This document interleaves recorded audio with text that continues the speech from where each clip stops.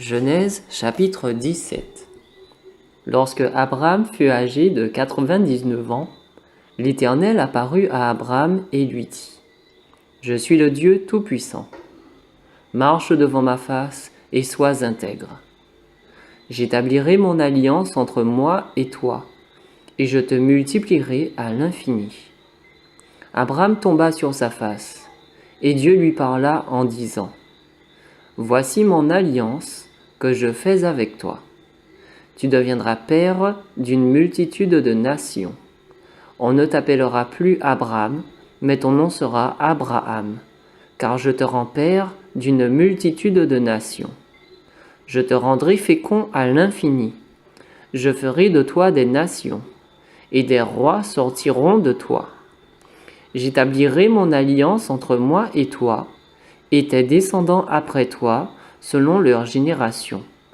Ce sera une alliance perpétuelle, en vertu de laquelle je serai ton Dieu et celui de ta postérité après toi. Je te donnerai, et à tes descendants après toi, le pays que tu habites comme étranger, tout le pays de Canaan, en possession perpétuelle, et je serai leur Dieu. Dieu dit à Abraham : Toi, tu garderas mon alliance, toi et tes descendants après toi, selon leur génération. C'est ici mon alliance que vous garderez entre moi et vous, et ta postérité après toi. Tout mâle parmi vous sera circoncis. Vous vous circoncirez, et ce sera un signe d'alliance entre moi et vous. À l'âge de 8 jours, tout mâle parmi vous sera circoncis, selon vos générations, qu'il soit né dans la maison ou qu'il soit acquis à prix d'argent de tout fils d'étranger, sans appartenir à ta race. On devra circoncire celui qui est né dans la maison et celui qui est acquis à prix d'argent, et mon alliance sera dans votre chair une alliance perpétuelle. Un mâle incirconcis, qui n'aura pas été circoncis dans sa chair, sera exterminé du milieu de son peuple. Il aura violé mon alliance. Dieu dit à Abraham : Tu ne donneras plus à Saraï, ta femme, le nom de Saraï, mais son nom sera Sarah. Je la bénirai et je te donnerai d'elle un fils. Je la bénirai et elle deviendra des nations. Des rois de peuples sortiront d'elle. Abraham tomba sur sa face. Il rit et dit en son cœur : Naîtrait-il un fils à un homme de 100 ans ? Et Sarah, âgée de 90 ans, enfanterait-elle ? Et Abraham dit à Dieu : Oh, qu'Ismaël vive devant ta face. Dieu dit : Certainement, Sarah, ta femme, t'enfantera un fils, et tu l'appelleras du nom d'Isaac. J'établirai mon alliance avec lui comme une alliance perpétuelle pour sa postérité après lui. À l'égard d'Ismaël, je t'ai exaucé. Voici, je le bénirai, je le rendrai fécond, et je le multiplierai à l'infini. Il engendrera 12 princes, et je ferai de lui une grande nation. J'établirai mon alliance avec Isaac, que Sarah t'enfantera à cette époque-ci de l'année prochaine. Lorsqu'il eut achevé de lui parler, Dieu s'éleva au-dessus d'Abraham. Abraham prit Ismaël, son fils, tous ceux qui étaient nés dans sa maison et tous ceux qu'il avait acquis à prix d'argent, tous les mâles parmi les gens de la maison d'Abraham, et il les circoncit ce même jour, selon l'ordre que Dieu lui avait donné. Abraham était âgé de 99 ans lorsqu'il fut circoncis. Ismaël, son fils, était âgé de 13 ans lorsqu'il fut circoncis. Ce même jour, Abraham fut circoncis, ainsi qu'Ismaël, son fils. Et tous les gens de sa maison, nés dans sa maison, ou à qui a prix d'argent des étrangers, furent circoncis avec lui. Genèse, chapitre 18. L'Éternel lui apparut parmi les chênes de Mamré, comme il était assis à l'entrée de sa tente pendant la chaleur du jour. Il leva les yeux et regarda. Et voici, 3 hommes étaient debout près de lui. Quand il les vit, il courut au-devant d'eux, puis l'entrée de sa tente et se prosterna en terre. Et il dit, « Seigneur, si j'ai trouvé grâce à tes yeux, ne passe point, je te prie, loin de ton serviteur. Permettez qu'on apporte un peu d'eau pour vous laver les pieds et reposez-vous sous cet arbre. J'irai prendre un morceau de pain pour fortifier votre cœur, après quoi vous continuerez votre route, car c'est pour cela que vous passez près de votre serviteur. » Ils répondirent, « Fais comme tu l'as dit. » Abraham alla promptement dans sa tente vers Sarah et il dit, « Vite, 3 mesures de fleur de farine, pétris et fais des gâteaux. » Et Abraham courut à son troupeau, prit un veau tendre et bon et le donna à un serviteur qui se hâta de l'apprêter. Il prit encore de la crème et du lait, avec le veau qu'on avait apprêté, et il les mit devant eux. Il se tint lui-même à leur côté sous l'arbre, et ils mangèrent. Alors ils lui dirent, « Où est Sarah, ta femme ?» Il répondit, « Elle est là, dans la tente. » L'un d'entre eux dit, « Je reviendrai vers toi à cette même époque, et voici, Sarah, ta femme, aura un fils. » Sarah écoutait à l'entrée de la tente qui était derrière lui. Abraham et Sarah étaient vieux, avancés en âge, et Sarah ne pouvait plus espérer avoir des enfants. Elle rit en elle-même, en disant, « Maintenant que je suis vieille, aurais-je encore des désirs? Mon Seigneur aussi est vieux. » L'Éternel dit à Abraham, « Pourquoi donc Sarah a-t-elle ri en disant, « Est-ce que vraiment j'aurai un enfant, moi qui suis vieille? Y a-t-il rien qui soit étonnant de la part de l'Éternel? Au temps fixé, je reviendrai vers toi, à cette même époque, et Sarah aura un fils. » Sarah mentit en disant, « Je n'ai pas ri, car elle eut peur. » Mais il dit, « Au contraire, tu as ri. » Ces hommes se levèrent pour partir, et ils regardèrent du côté de Sodome. Abraham alla avec eux pour les accompagner. Alors l'Éternel dit, « Cacherai-je à Abraham ce que je vais faire? Abraham deviendra certainement une nation grande et puissante, et en lui seront bénies toutes les nations de la terre. Car je l'ai choisi, afin qu'il ordonne à ses fils et à sa maison après lui de garder la voie de l'Éternel, en pratiquant la droiture et la justice, et qu'ainsi l'Éternel accomplisse en faveur d'Abraham les promesses qu'il lui a faites. » Et l'Éternel dit, « Le cri contre Sodome et Gomorrhe s'est accru, et leur péché est énorme. C'est pourquoi je vais descendre, et je verrai s'ils ont agi entièrement selon le bruit venu jusqu'à moi, et si cela n'est pas, je le saurai. » Les hommes s'éloignèrent et allèrent vers Sodome. Mais Abraham se tint encore en présence de l'Éternel. Abraham s'approcha et dit, « Feras-tu aussi périr le juste avec le méchant? Peut-être y a-t-il 50 justes au milieu de la ville. Les feras-tu périr aussi? Et ne pardonneras-tu pas à la ville à cause des 50 justes qui sont au milieu d'elle? Faire mourir le juste avec le méchant, en sorte qu'il en soit du juste comme du méchant. Loin de toi cette manière d'agir, loin de toi.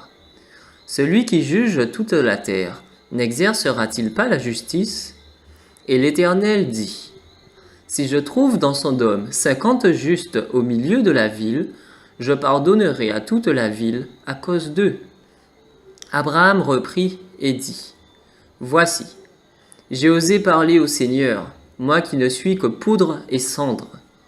Peut-être des 50 justes en manquera-t-il 5, pour 5.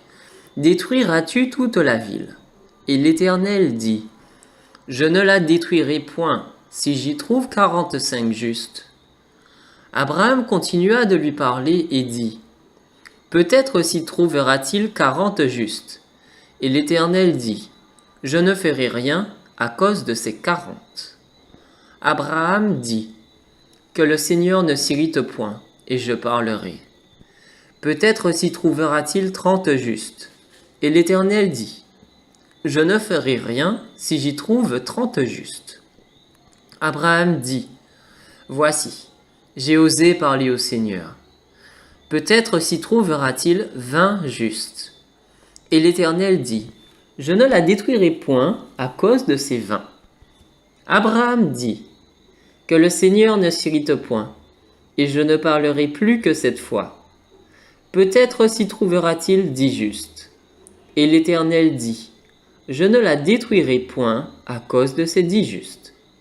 L'Éternel s'en alla lorsqu'il eut achevé de parler à Abraham, et Abraham retourna dans sa demeure.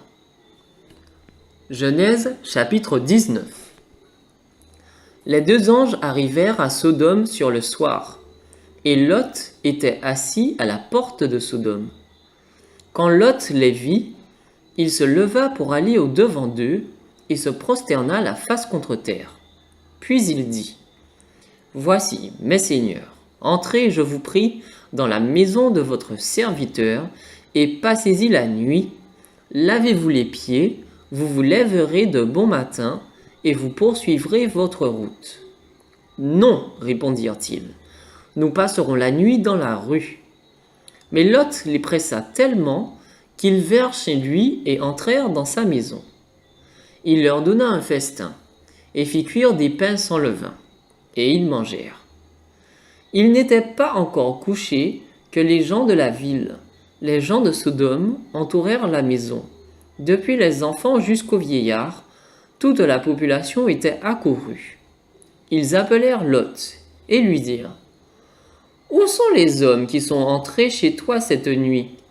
Fais-les sortir vers nous pour que nous les connaissions. » Lot sortit vers eux à l'entrée de la maison et ferma la porte derrière lui. Et il dit, « Mes frères, je vous prie, ne faites pas le mal. Voici, j'ai 2 filles qui n'ont point connu d'homme. Je vous les amènerai dehors, et vous leur ferez ce qu'il vous plaira. Seulement, ne faites rien à ces hommes, puisqu'ils sont venus à l'ombre de mon toit. » Ils dirent, « Retire-toi. » Ils dirent encore, « Celui-ci est venu comme étranger, et il veut faire le juge. Eh bien, nous te ferons pique à eux. » Et pressant Lot avec violence, ils s'avancèrent pour briser la porte.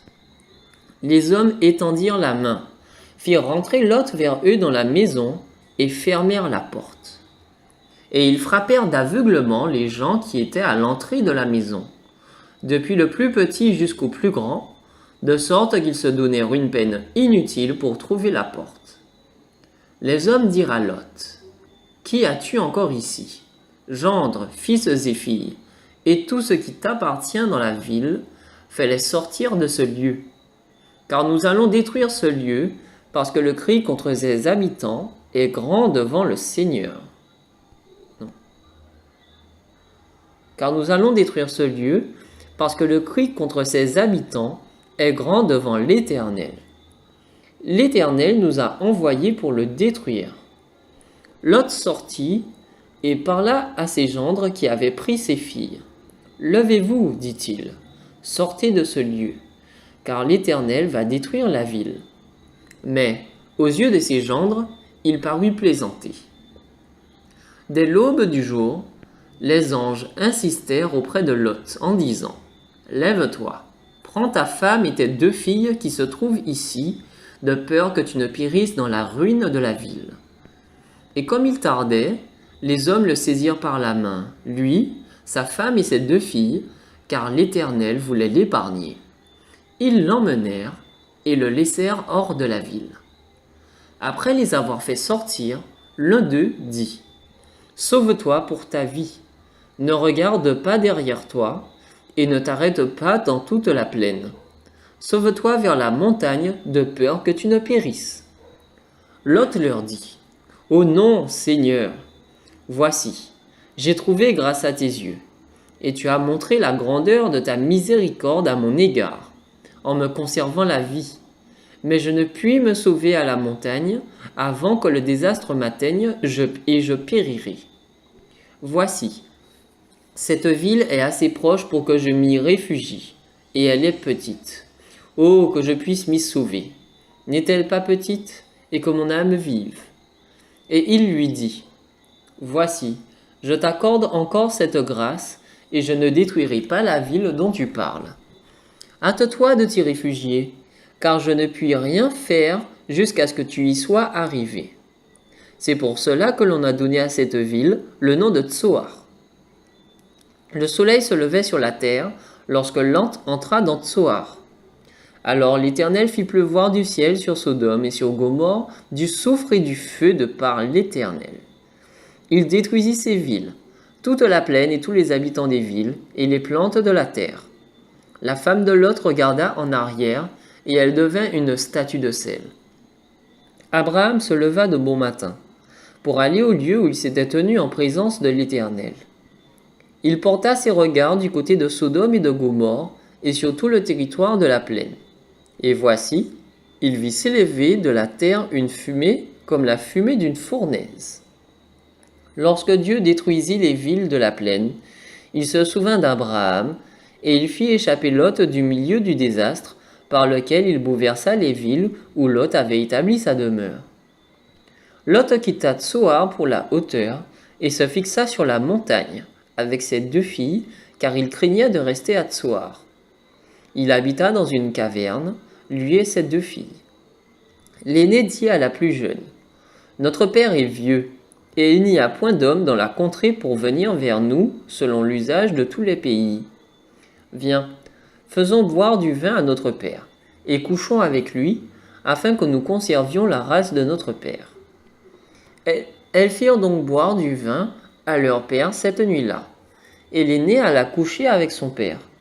Il ne s'aperçut ni quand elle se coucha, ni quand elle se leva.